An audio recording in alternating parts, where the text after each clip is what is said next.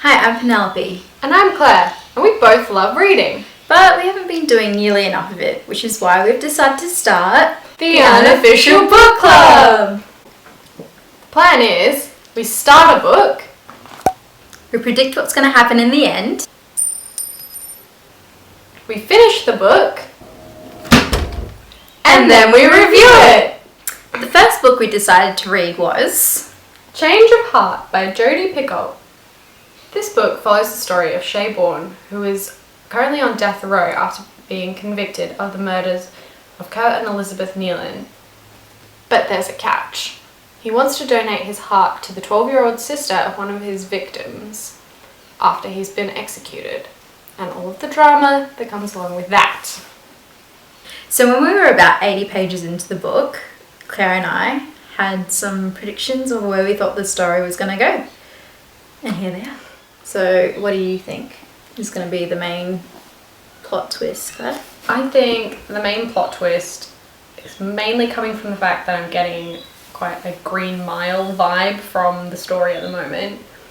And so the twist I think is going to be that Shay is actually innocent, or he killed people for not just out of cold-blooded murder, but for another reason. Most likely something to do with the stepdad, maybe sexually assaulting the daughter. I think it could even go a step further, and I think it could be that he walks in or he finds out that the stepfather is molesting his stepdaughter, and so he kills him. I'm hooked because I want to know if what we think is the ending is actually the ending. That's the only reason I'm sort of reading the book at the moment. So that's what we thought of the book back then, but now we're going to talk about what we think of it now that we've finished it.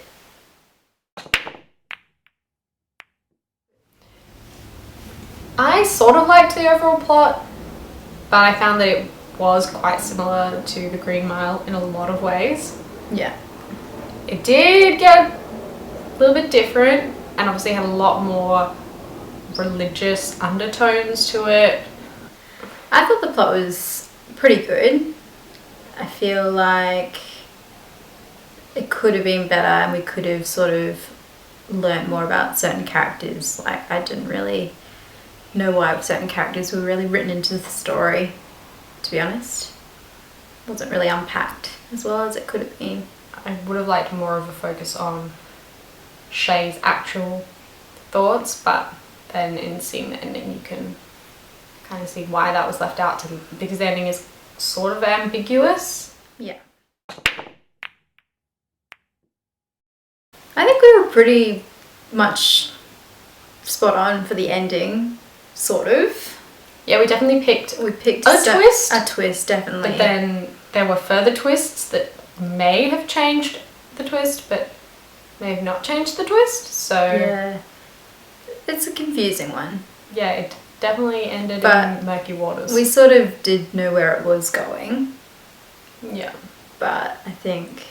And then even while we were reading sort of the last 100 pages or so, we kept stopping and talking about coming up with more predictions. I think we came up with like 5 alter sort of endings that could have worked quite well for the story. Yeah.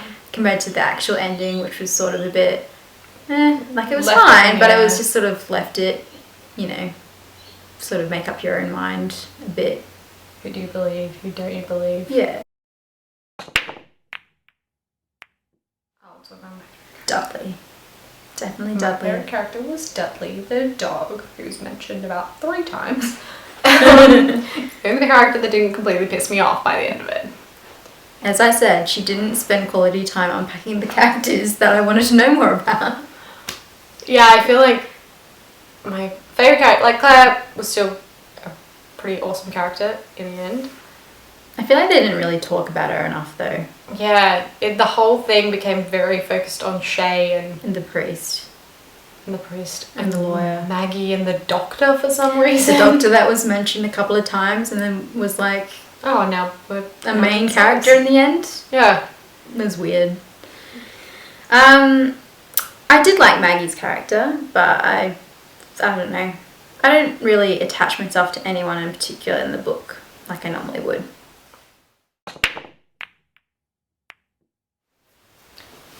I would read it again purely to see if there are any more sort of clues that we didn't pick up on throughout the book now that I know the ending. Yeah. Just so I can have more of a grasp of what the actual ending is. Yeah. I think I'd give it a bit of time before I reread it, but same. I'd probably only reread it to, sort of pick it apart a bit throughout the story, knowing the ending. Yeah, sort of seeing where she was heading. Yeah. I wouldn't read it in the sense that, oh, I loved it so much. I have to definitely read wasn't it my again. favourite book. No. Yeah. I'd recommend it to somebody who wanted to read something that had a bit of a twist, but I think there's better books out there for that. Yeah. I would definitely recommend probably one of Jodi Picoult's other books over that one. Definitely. Yeah. So overall, I think the book was really good. I mean, if you can make it through the first half of the book, you'll really enjoy the second half. Lots of twists, and the ending does sort of keep you guessing throughout the book. I think I'd give it 3 out of 5. Yeah, I'd probably give it 3.5 out of 5. Yeah. So if you guys have read Change of Heart by Jodi Picoult, leave a comment below letting us know what you think. If you give it a similar rating to us, or if you completely disagree. Awesome. So the way that we've decided to pick the next book is we've written down a few names of books that we think would be fun to read or have been recommended to us, and now we're going to pick one out of the hat. What will it be? What will it be? Something good. To Kill a Mockingbird by Harper Lee. Classic. So, if you guys want to read along with us, feel free, and we'll see you next time for the next review.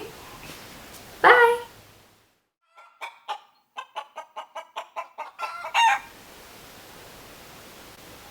Jodi Picoult. It sounds like pickle. Jodi Picoult. We're going to go with Jodi Picoult.